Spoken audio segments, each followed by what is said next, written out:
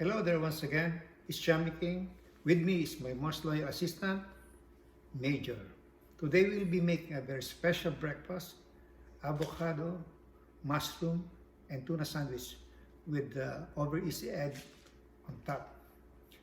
Avocado or native fruit originated in central Mexico.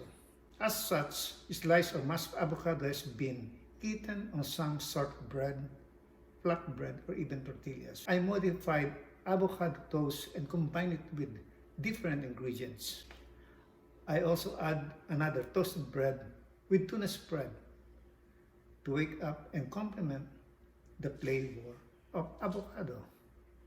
So let's start cooking. Are you ready, Major? Let's go.